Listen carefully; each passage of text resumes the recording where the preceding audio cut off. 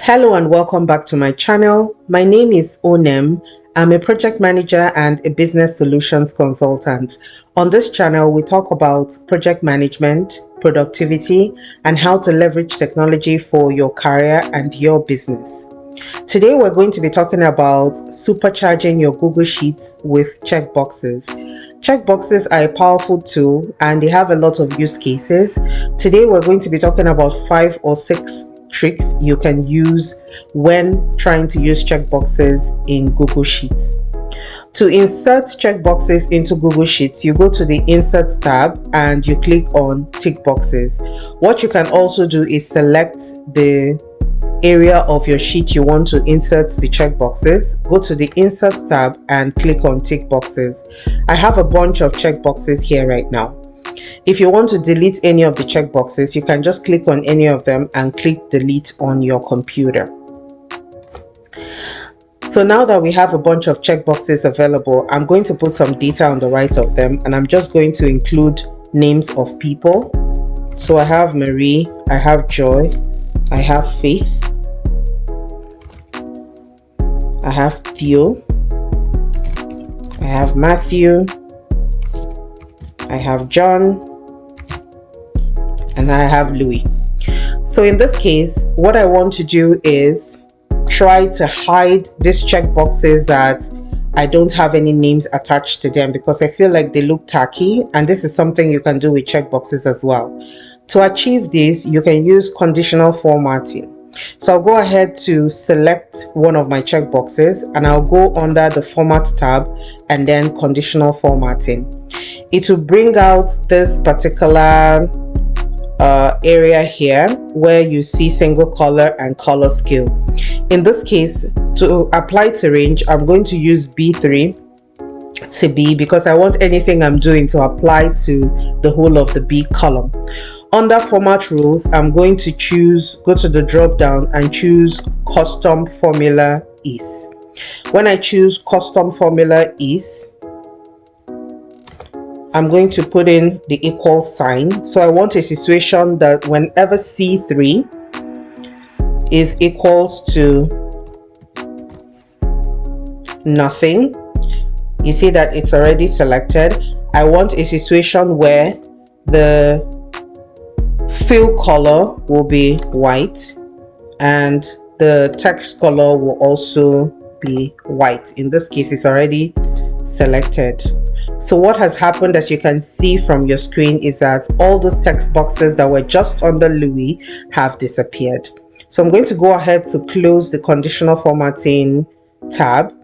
And what will happen in this case is if I want to add extra checkboxes, I can just go ahead to add more names. So in this case, if I add John, another checkbox appears.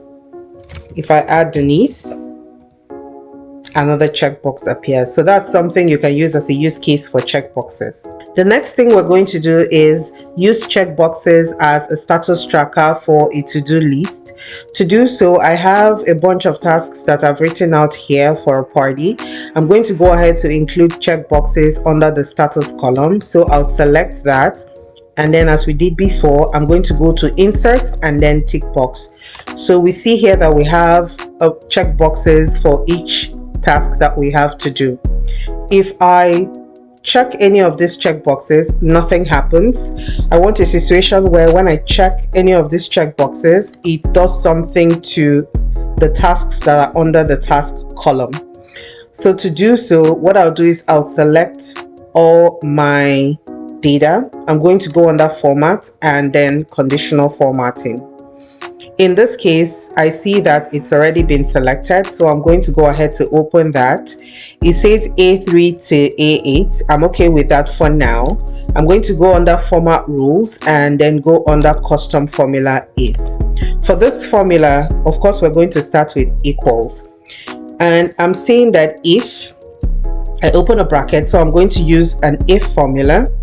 If I'm going to put a $ just to make sure that the formula can extend further than my B3 row. So if B3, which is where my checkbox starts, is true, what should happen. I'm going to include false as well, just to make sure that I have a value, because checkboxes usually have a boolean string, so it's either true or false. So in this case, this is what the formula will be. So if B3 is checked, I want a situation where it will strike out the task that I have under the task column, and also the fill color is going to change to, let's choose this light blue. So I'm going to say done, and then I'll close this. So now when we select any of these checkboxes, we see that book venue is cancelled and it strikes it out. It's also puts a fill color of blue under the task column. So it's the same thing if you do the rest of it as well. And then when you uncheck it, it cancels that strike through that it did before. So this is one of the use cases for checkboxes as a status tracker. Another thing you can use checkboxes for is using the count if formula. In this case, our case study is a teacher who wants to mark attendance for students. We have a few students with their names written here. So we want to act like the teacher and include the attendance for them for 1 week. So we're going to go ahead to select the area where we want our checkboxes to be. We're going to go to insert and tick box to insert our checkboxes. What we want to achieve is whenever we check these checkboxes, we want the total amount of days that the students came to school to appear under week attendance. So right now we can see that nothing is happening when we do so. So in order to achieve that, we need a formula. So we're going to go under this week attendance row. We'll put equals, and then we'll use the count if formula.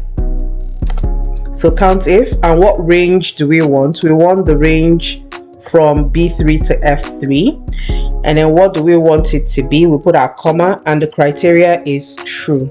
So we want it to count how many trues there are. So as we mentioned before, checkboxes have boolean values, so it's either true or false, or whatever value you want to put in it. In this case, we want it to count the number of true. We're going to enter, and of course it's 0 because none of the checkboxes are checked. But if we go ahead to check them, we can see that it's already counting how many trues there are, so how many checkboxes have been checked. In this case, Joey Salvatore is a very good student that came to school all the days of the week. So we can go ahead to copy this formula by dragging and dropping with this plus sign here down, and it will copy the formula to the other rows under week attendance as well. So you can see that when you click, it adds up or sums up all the true values that are under this particular attendance sheet. That's a simple way of using checkboxes. Another way that checkboxes can be used in Google Sheets is using a case study like this. So just going by the students as well, I've just copied and pasted the names of the students here. And in this case, this particular teacher wants to give the students scores from their tests, assignments, and exam. These 20, 10, 10, and 40 are the marks that the students can get, the maximum marks that they can get for this particular assignments or tests. So in this case, we're going to choose the range again like we did before. We're going to go to insert and click on tick box. So we have that. What do we want to achieve in this case? We want a situation where when we check the check boxes, the total of what this particular student has scored will appear on that total.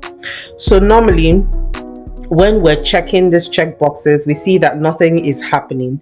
So in this case, we want to add a custom checkbox value to each of these checkboxes. How do we do that? So what I'm going to do in this case is I'll just delete this other checkboxes first. I'm going to go step by step. So for these checkboxes under tests, I'm going to select all of it because they're going to have the same formatting. So I'm going to select all of them, and in this case, I'll go under data and then data validation. So for data validation, you see that my selection is already under tick box. So I'm going to select that, and you see that under criteria we have tick box. Under apply to range, you have the range of B3 to C10. You can decide to extend it if you want. In this case, I want to check this box that says use custom cell values, and that will determine what value I can give to my checkboxes that I've selected when they're ticked and when they're unticked. In this case, I want when they're ticked for them to count as 20, and when they're unticked for them to count as 0. I'll go ahead to say done. So this is an example of what we can use it for. So this now has a value of 20. If I go ahead to check this, you can see 20 in the formula space here. The same thing for here, you can see 20 here. Let's go ahead to complete the other parts of our sheet. So for assignment, I'm going to go ahead to select. I'll insert the tick boxes. I'm going to go to data validation, and in this case my selection is D3 to E10. I'm going to go ahead to check use custom cell values, and each assignment is worth 10, and when it's unticked is worth 0. I'm going to say done and close the box. I'm going to select exam, insert, tick box, go under data validation, and in this case is F3 to F10. I'll use custom cell values. In this case, I want it to be 40, and when it's unticked, I want it to be 0, and done. So I have a list of all my checkboxes and what their values are. So I've assigned custom values to these checkboxes, but we're not done yet, because I want a situation where when I tick these checkboxes, it totals to here. So how do I do that? Of course, we're going to use a formula. So I'm going to say equals. I'm going to use the sum formula, and then I'm going to select these checkboxes. So in this case, I'm summing up all the values that I've assigned to my checkboxes. I'm going to close, and I'm going to say enter. It's 0, of course, because I haven't selected any. But if I select exam, for instance, for Joey Salvador, it's going to say 40. And there we go. It's 100. He's such a good student. So what we can do is, as we did before, drag and drop, and it's going to, of course, equate to what we did before for Joey. So this is what you can use checkboxes for. On this other part of it, you see that I have the same number of students, and I have some scores here as well. What we want to do is try to create an average, a class average. So this is another use case for what you can use checkboxes for. Remember that this data can be different in your own case. This is just an example, but you can sort of extrapolate what I'm doing here into your own data. So just like we did before, I'm going to select my sheet, and I'm going to insert my checkboxes. I want a situation where whenever I check my checkbox, I want the class average to appear under J1. How do I achieve this? So in this case, we're going to use another formula. I want my formula to be here. So I'm going to start with the equal sign, and in this case, I'm going to use a formula average ifs. So that's what I want to use. What's the average range I want to go for? So I'm going to click on my score, comma. What's the criteria? The criteria is my checkbox, comma. And what's the criteria? When the checkbox is true. And I'm going to enter. In this case, you see that it's giving this error message because I haven't ticked any of the checkboxes. But if I go ahead to check the first one, you see that it's giving 80. When I check the second one, it gives me an average between 80 and 50. And the more I check the boxes, the more it gives me the average of all the students. So this will be good if you have data that you want to find an average, or you want to find mean or median or the rest. In this case, we're going for average ifs, and you can use checkboxes to achieve that. The last thing I'm going to point out in Google Sheets that you can use checkboxes for is actually the query formula. So in this case, I have these names as well, and then I have sales, amount of sales that they've done. So Joey Salvatore has graduated, and now he has made 80 sales in the company where he's at. Mikey Moldano has done 50 and the rest of it. So I'm going to go ahead to put in checkboxes under my indexed column. So I have checkboxes here. In this case, what I'm trying to do is whenever this checkboxes are ticked, I want the same information for the ones that are ticked to appear in another table, because I want a situation where the checkboxes will affect charts that I'm going to create with the data that I'm taking out of this table. So to do so, we're going to use a formula. In this case, we're going to use a query formula. Query, open bracket, and then it's asking for data. So we're going to select all of this data, comma, and we're going to use Google Query Language. So we're going to start with that and say where B in this case is equals to true, and then we close and enter. So in this case, it's going to bring out the name, index, and amount of sales like we had here. But what happens is whenever I check any of these values, it's going to populate this other table. So that's exactly what's going to happen. So in this case, I've populated about 4 names. So we're going to click on any of these names and then go to insert and insert a chart. So Google Sheets has gone ahead to create a chart for us. So we'll just do some editing here. In this case, we see that the data range is E2 to G5. What we can do is make sure that it accommodates the whole of G. Every other thing is okay. So of course we want a column chart. We can make it any other kind of chart we want, but in this case we want a column chart. We'll go ahead to close that and we'll reduce it a little and bring it to the right. What I've done as well is I've gone ahead to hide the indexed column, so I'll have space for this. What happens in this case is whenever I click or check a new checkbox, you can see that this particular name has now appeared here. So our checkboxes are now affecting our charts. If I go ahead to check this, it appears here as well. So these are very neat tricks that you can use to leverage checkboxes in Google Sheets. I hope you've learned something new today.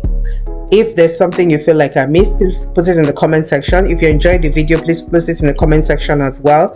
For my returning subscribers, thank you so much. If this is your first time watching the video, or if you haven't subscribed as well, please go ahead to do so. It's just at the bottom. I really appreciate all the support. I'm going to bring a video next time, but for now, enjoy the rest of the videos on the channel and have yourself a wonderful day. Ciao for now.